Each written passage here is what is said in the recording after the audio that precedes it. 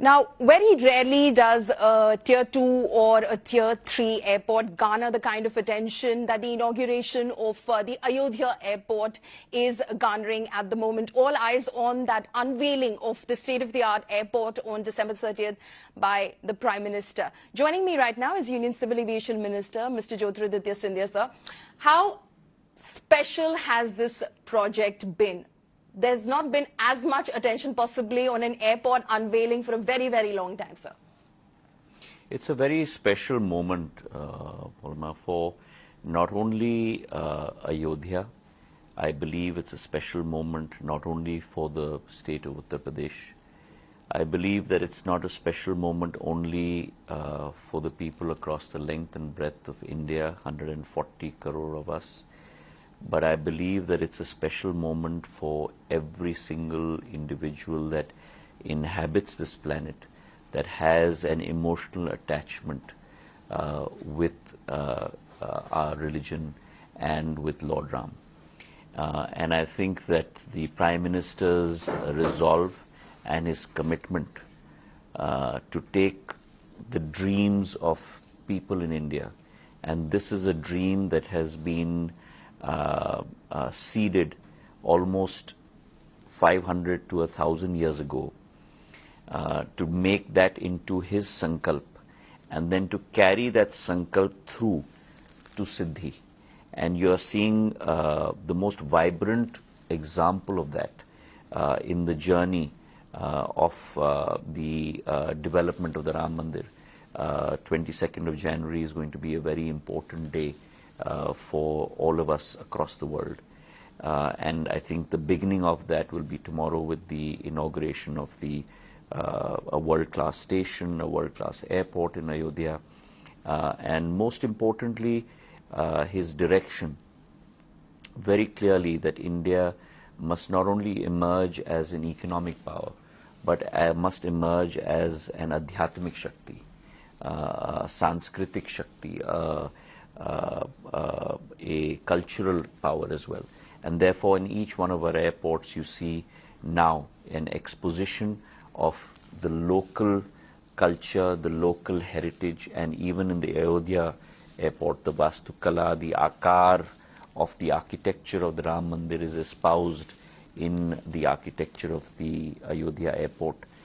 Internally, our local art, all of Maryada Purushottam Bhagwan Ram's life journey is portrayed through various art forms, kalamkari to patichitra to Raja Ravi Verma. In many, many forms, his journey through life is portrayed throughout the airport, as well as the Ayodhya Deepotsav. So I think our airports now very much espouse the Prime Minister's thought of local for vocal and local for global. And therefore the airport becomes the first dwar or the first vista for any passenger arriving in that city. And therefore that person must experience the vibrancy of that city within that airport, and that has been our effort. You spoke about the Prime Minister's vision with this specific airport because, all eyes on it.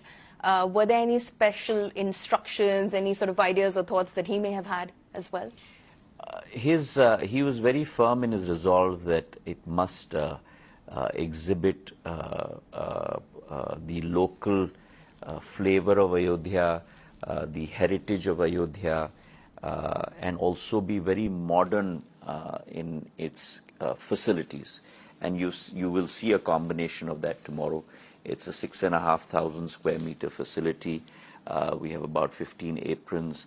But mind you, this is only phase one. Yeah. We are going into phase two very rapidly, where the runway will be extended to almost 3,700 meters, which will allow larger planes to land. We are building the second phase of this airport, where the first phase is 6,500 square meters. The second phase is going to be 50,000 square meters, so almost 5 lakh square feet. So that's the scale and the size that we're looking at. In the days to come, we will have connectivity to Ayodhya from multiple cities in India.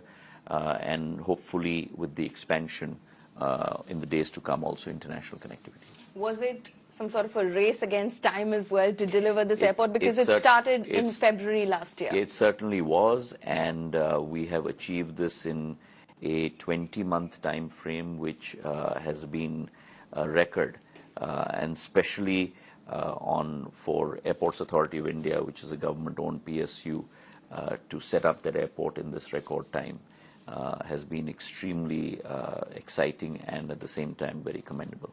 Okay, and has the name been finalized? We hear it will be Maharishi Valmiki International Airport. That will be finalized by the Prime Minister and the Cabinet, and as soon as that is done, we will all know. And also in terms of flight operations, we do know that Indigo and Air India Express have already said that they'll be starting commercial operations in the month of January itself.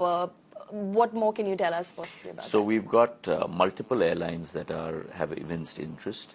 As you mentioned, Indigo and Air India Express have already given firm commitments to connect Ayodhya with multiple cities across the country. We are also in talk with the other airlines, Akasa and SpiceJet, and I'm very confident that pre-22nd Jan or very soon post that, you will see a plethora of connectivity to Ayodhya.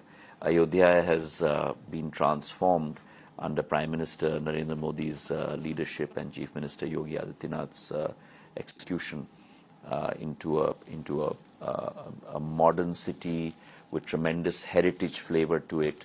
I did a personal inspection last month myself, and I do believe that it has the potential to become a central focal point for not only travel but as well as religious fervor and tourism in the days to come in India. It will be able to handle the kind of footfall that is being expected Absolutely. after the Ram Mandir is inaugurated. The current capability is 10 lakh passengers per annum.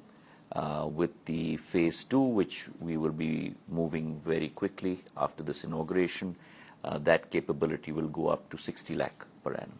So my final question is centered around the politics of the Ram Mandir's opening. The CPM, Sitaram Yechuri, says, state and religion shouldn't be mixed. Trinamool Congress possibly likely to be a no-show at the event as well, the consecration ceremony. They're saying that this is politicization. This is BJP using this as a plank before its Lok Sabha campaign.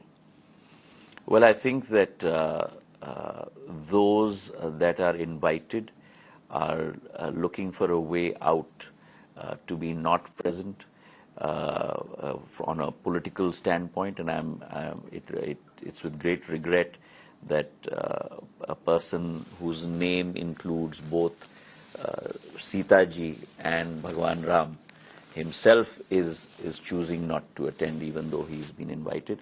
This is an opportunity for people across the world who are devotees of Maryada Purushottam, Bhagwan Ram, to be part of that event, either virtually or physically. I think it's a historical moment in India's history. The dreams of millions of people that have thought of this only in terms of a kalpana. We have today a Yuga Purush in the form of Prime Minister Narendra Modi ji, who, as I said, has turned their dreams, sapne, into sankalp, and then his sankalp into siddhi. And I think for 75 years of India's independence, India was waiting for this moment, and it is Prime Minister Narendra Modi who is actually making that into reality.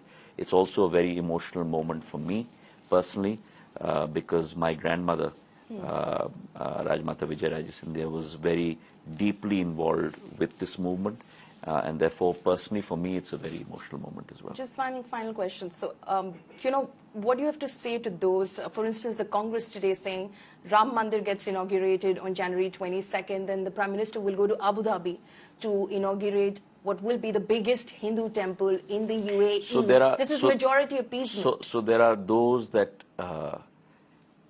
believe in Hinduism and believe in Lord Ram and believe in their dharma, from the bottom of their heart and live it every day, like Prime Minister Modi does. And there are others that believe in religious tourism during election period. And there is not a temple that is left which is not been visited by those political leaders during election period. And that brings out the hypocrisy that these leaders espouse in their lives, wherein the largest event in possibly in India's history over thousands of years is happening on this 22nd of Jan, as opposed to being part of that national mainstream. They choose to belittle that event. And I think their response to their attitude and their behavior will also be given by the people of India in the ensuing elections in April and May. Mr. Scindia, thank you so much for your time, sir. I will see you at the inauguration of the Ayodhya airport tomorrow, and congratulations Thank you very on much. the success of this project. Thank you.